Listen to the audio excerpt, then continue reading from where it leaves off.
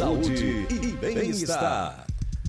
Mais de 20% dos adultos nas capitais brasileiras disseram dormir menos de 6 horas por noite. E quase 32% têm pelo menos um dos sintomas de insônia. Os dados eles foram divulgados por uma pesquisa do Ministério da Saúde sobre doenças crônicas que pela primeira vez analisou o sono da população brasileira. Isso porque o sono sem qualidade tem relação direta com a piora de doenças crônicas e com o tema também da saúde mental. Então, para a gente falar mais sobre esse assunto, recebemos o neurologista e especialista em sono, Manuel Alves Sobreira. Bom dia, doutor Manuel. Doutor Manuel, seja bem-vindo. Bom dia, agradeço o convite do Tom, da Daniela, para participar aqui do programa. É um prazer falar sobre esse tema. Prazer é todo nosso falar de um tema tão importante que é o sono, né, doutor? E nós temos aqui os madrugadores, que alguns deles falam que o nosso programa começa às 5 da manhã. Então, muitos deles acordam no meio da noite, não conseguem mais dormir e acabam acompanhando, tendo rádio como companhia, e aí muitos trocam o dia pela noite. Como é que está o sono do cearense, hein, do que você ouve no consultório? Como é que a gente pode avaliar o sono da gente? Eu acho que essa pesquisa trouxe dados relativos a dois problemas que nós temos importantes. Que um é a privação de sono. Infelizmente, hoje em dia as pessoas estão dormindo muito menos do que deveriam estar dormindo. Algumas vezes por problemas de sono, outras vezes por questões ambientais. Infelizmente hoje, por conta do excesso de telas, principalmente das redes sociais, e aí em populações diversas, isso tem afetado adolescentes, adultos, idosos, dependentes. E o que tem acontecido é que muitas pessoas têm demorado muito para ir para a cama, têm se oportunizado muito tarde para dormir, e muitas vezes por compromissos sociais, escola, trabalho, etc., acabam tendo que acordar cedo. E isso leva a uma privação de sono. Né? E muitas vezes é uma privação crônica, não é uma noite. O indivíduo faz isso rotineiramente. E às vezes o que a gente frequentemente vê é que existe uma compressão de sono na semana com uma compensação aos finais de semana. Né? Assim, então, às vezes tem indivíduo que acorda até bem na segunda, mas quando vai ao longo da semana vai fadigando, vai cansando. Como uma bateria, né? Como uma bateria, exatamente. Mas assim, o problema é que isso está acontecendo numa proporção muito acima do que o habitual. Né? Assim, se a gente for ver as mudanças que aconteceram nas redes sociais, tem 10, 15 anos, mais ou menos isso, né?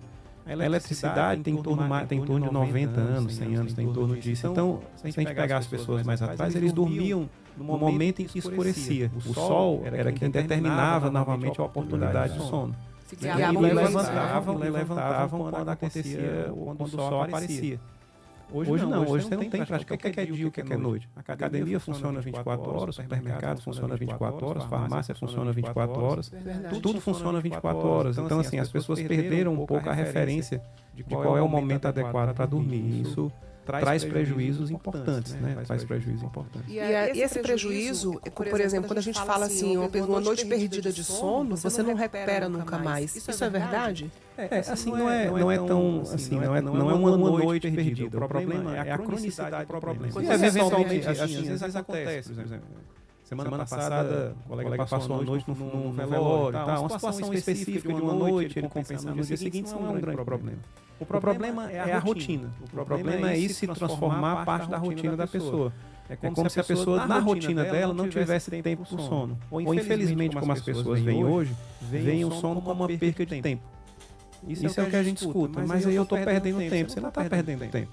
Já tem alguns estudos mostrando que as pessoas que dormem menos, elas vivem menos. Porque a privação de sono leva a uma série de doenças crônicas no médio e no longo prazo que fazem que elas vivem menos. Então, existe uma falsa ilusão imediata de que quem dorme menos acaba tendo mais tempo para fazer as outras coisas durante o dia. Exatamente. Mas no longo prazo isso não é verdade. Já tem estudos mostrando que por dormir menos cronicamente, aquelas pessoas acabam tendo menor tempo de vida, então elas acabam vivendo menos, entre aspas. Isso explica também a questão de esquecimentos, que a pessoa começa a ter uns lapsos de memória, questão de diabetes, hipertensão, obesidade, tudo isso está relacionado? Totalmente, né? A gente diz muito que o sono ele não existe à toa. Assim, não existe à toa. Tem que ter um motivo para a gente dormir. E um dos principais motivos que o ser humano dorme é a capacidade dele de cognição. né, que é a capacidade de memorização, de raciocínio, de memória, de fala. É durante o sono que a gente tem como se fosse a limpeza do cérebro, falando assim de uma maneira popular. É ali que acontece a faxina. É ali que o cérebro está funcionando e está faxinando, digamos assim, as excretas durante o dia. Então, assim, dormir mal significa ter um mau desempenho cognitivo durante o dia. Muitas pessoas, às vezes, acham que tem algum problema de memória, porque tem doença de Alzheimer, ou porque tem algum outro problema, mas às vezes não é. A maior parte das vezes são problemas relacionados ao sono. Ou porque dorme pouco, ou porque dorme ruim. E aí o dormir ruim já é uma outra questão, né? Dormir muito também seria um problema, né, doutor? Mas normalmente o dormir muito é consequência. Porque o que acontece? Habitualmente, a pessoa que às vezes dorme muito, ela dorme, mas ela não tem, digamos assim, a recomposição como deveria acontecer. Por algum problema que não foi diagnosticado. Então ela tem algo durante o sono que faz com que ela não se sinta bem enquanto dorme. Por exemplo, um problema que é muito comum é uma doença chamada apneia obstrutiva do sono. A pessoa dorme e várias vezes durante a noite ela acorda para conseguir respirar. Então é como se ela não aprofundasse o sono como ela deveria aprofundar. Ela não descansa. Então assim, é como se eu durmo 10 horas, mas na prática significa 6, 5. E olha lá, porque aquilo não foi efetivo. Então quando a gente fala de ter tempo para dormir, são duas questões importantes no sono. Primeiro é a quantidade. Você precisa ter a oportunidade de dormir, precisa botar na sua agenda para dormir, que a gente não bota nem na agenda. E a segunda questão é ter qualidade de sono. Você, eventualmente, se você não está tendo qualidade de sono, aí sim você deve procurar assistência médica para identificar, eventualmente, qual é o problema que está acontecendo, que você não tem qualidade de sono para tratar. Doutor Manuel, sobre com relação à faixa etária. O idoso, ele dorme menos. O jovem, ele dorme mais. Então, qual seria o tempo suficiente para cada faixa?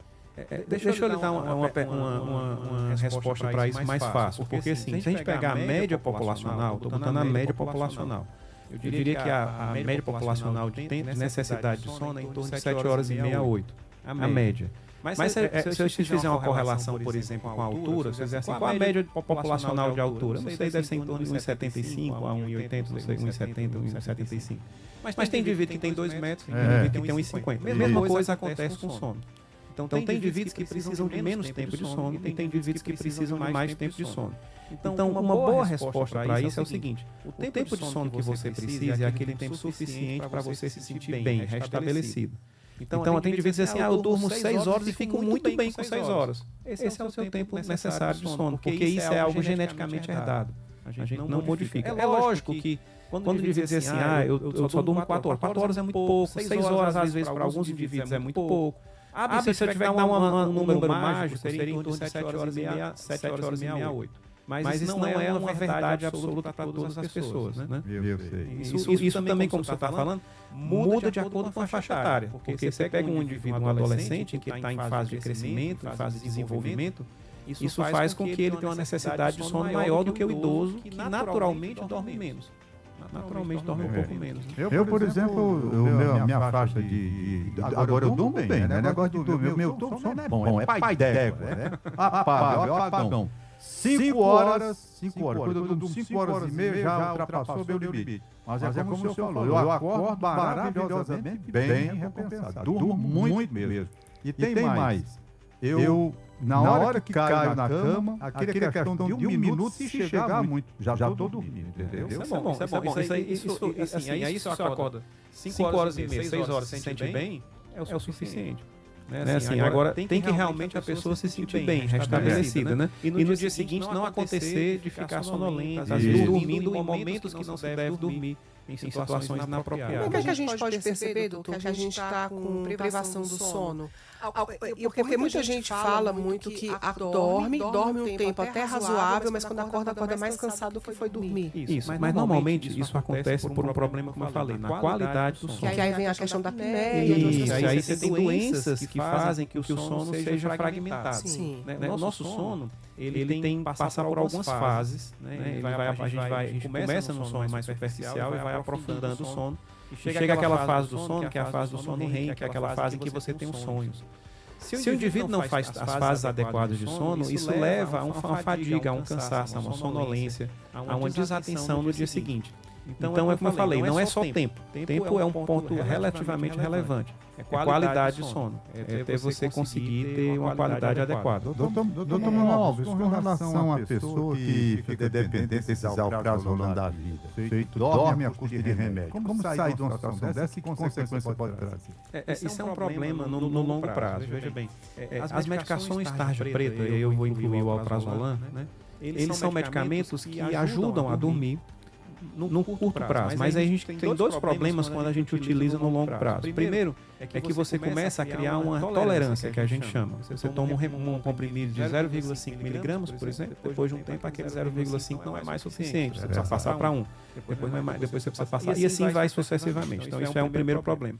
O segundo problema é o problema da dependência. A pessoa começa a ter insônia por conta da não utilização da medicação. Né? Então isso é um problema. E no longo prazo, isso pode levar a problemas relacionados à parte cognitiva, memória, atenção, etc. Então não é interessante, no longo prazo, o uso de medicações tarja preta.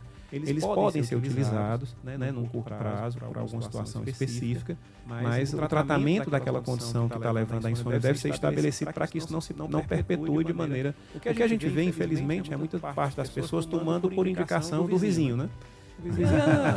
Tem aqui uma medicação que vai lhe ajudar a dormir. A pessoa toma, começa a ter problemas relacionados à medicação, e aí ela não só tem o problema da insônia, ela passa a ter o problema da insônia e da dependência da medicação. Ela não só resolve o primeiro, como cria o segundo. E aí também tem essa questão da medicação, e muita gente também a questão dessa vida frenética, né? Das pessoas correndo contra o tempo, e na hora de dormir, ao invés de fazer a higiene do sono, como você diz, tem a questão das telas. Aí liga a TV no quarto, fica mexendo no celular, rolando ali o feed, quando você vê já passou 1 hora, 2 horas. Isso também, essa luz também impacta muito na qualidade, né? A gente diz muito assim que o sono é como um trem, sabe? Trem no seguinte sentido, você tem aquela onda de sono que vem à noite, e é como você está embarcando no vagão do trem, você tem que embarcar naquela onda. Às vezes a gente diz assim, não, é só um restinho desse capítulo aqui, ou desse episódio, quando daqui a pouquinho eu vou dormir. Quando termina o episódio, digamos assim, da série, ou do que ele está vendo lá no YouTube, etc., isso acaba fazendo com que ele chegue no momento em que o trem já passou. Ele vai vir de novo. Ele vai vir de novo. Só que não vai vir no horário que ele quer. Vai vir no horário que o organismo determina. Isso é interessante, essa analogia. Então, assim, às vezes... E aí tem outro problema. Isso é um problema. O segundo problema é que a tela, e principalmente a tela, no caso da rede social, gera muita interação. E isso, ao invés de deixar o cérebro numa situação de maior repouso, faz com que o cérebro fique mais ativo. Então é como se você tivesse uma intensa atividade, agora eu vou desligar. Não funciona assim. Nós não somos uma tomada que você vai lá e desliga na hora que quer. Tem um processo de relaxamento do cérebro deve acontecer. Então a pessoa deve se preparar para ir dormir. Doutor, aqueles aplicativos e até o YouTube mesmo, que tem aqueles vídeos de musiquinha mais calma, né? Tem músicas de sons de natureza. Muita gente acaba usando isso para ver se consegue relaxar, induzir um sono mais profundo.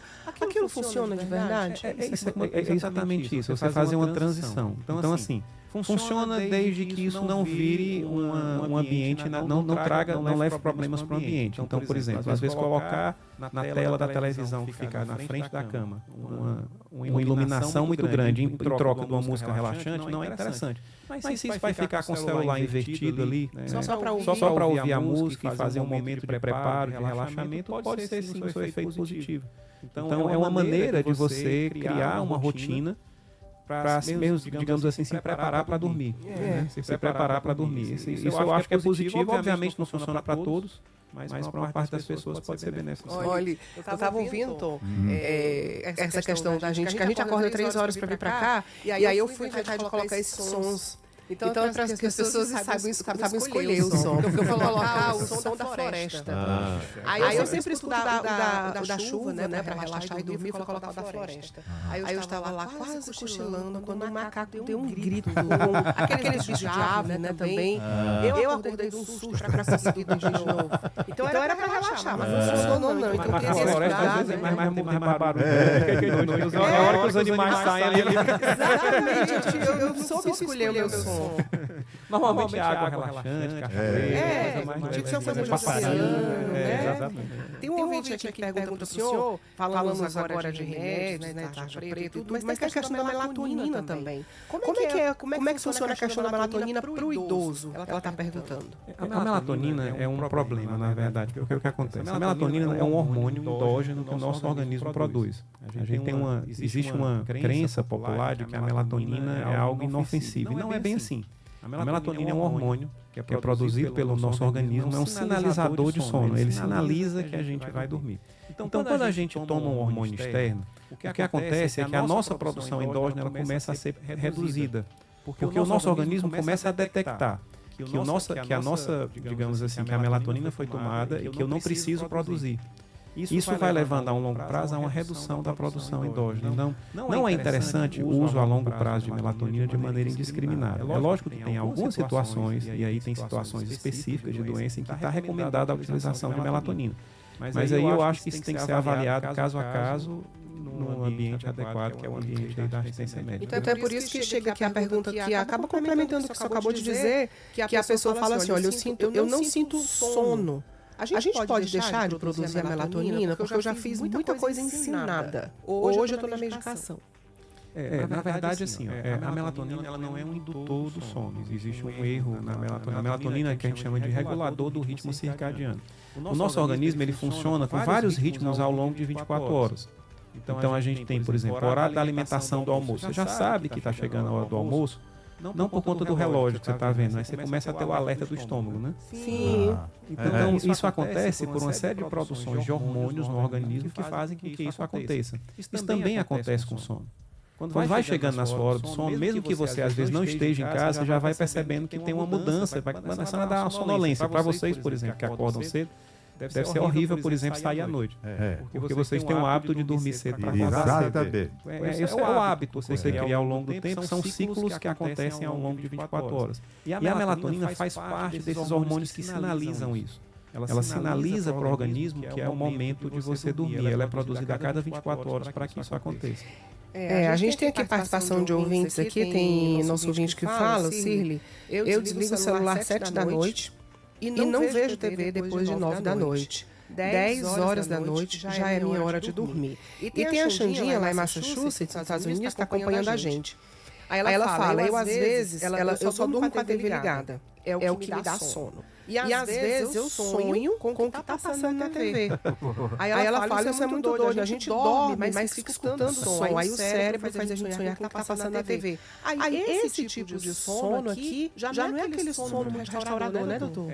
Dormir com a televisão ligada não é interessante. Assim como tem alguns sons que acontecem na madrugada que eles devem ser evitados. Um deles é a questão da TV ligada, né? Porque naturalmente vão acontecer programas que vão fazer com que você desperte. Muitas vezes você não percebe que despertou, mas você despertou, o seu sono foi fragmentado.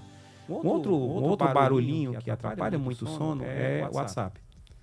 WhatsApp. Chegando aquela mensagenzinha, né? E aquilo faz com que você, embora você não desperte e vá pegar o telefone para responder, o seu sono ele é fragmentado. Já tem alguns estudos mostrando que quem dorme ali com o celular de lado, no modo não silencioso, você tem um sono mais fragmentado do que aquele que dorme no modo silencioso.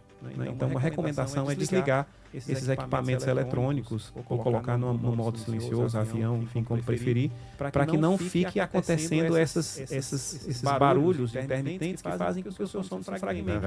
Eu estava me lembrando aqui, doutor, o senhor falando do barulho, tem a Xandinha falando que gosta e adormece com o som da TV. Eu já ouvi algumas pessoas falando que só conseguem dormir se for com aquele barulhinho do ventilador. Aquele você só consegue dormir se for com aquele ali. Aí um barulhinho desse, né, que remete... Aí já tem outras questões também que pode estar relacionadas à questão mais de questões emocionais assim, de infância, né? Aquele barulhinho do ventilador que a pessoa troca por um ventilador novo que não faz barulho. É o barulhinho do ventilador. Ou do ar-condicionado, que às vezes incomoda ter o ar-condicionado. Assim, isso chama ruído neutro, né? Assim, não tem problema um ruído neutro, desde que seja um ruído neutro que não atrapalhe o seu sono. O grande problema da gente do barulho à noite é a intermitência. Se você tem aquele barulho, por exemplo, o ventilador ele vai ficar a noite inteira naquele barulhinho constante e você meio que se habitua àquilo. O ar-condicionado, uma parte não faz, mas uma uma parte faz um barulhinho, é um barulho constante, isso não é o problema da televisão, do celular, etc. É que você está silencioso, de repente chega o barulho, aí depois você está silencioso, depois de repente chega o barulho, e isso faz com que você fragmente o seu sono. Muito boa essa conversa, viu? Boa demais, que a gente tenha sonos melhores, né? Doutor Manuel Alves Sobreira, especialista em sono, neurologista. Doutor Manuel, muito obrigada. Obrigado, doutor. É um prazer.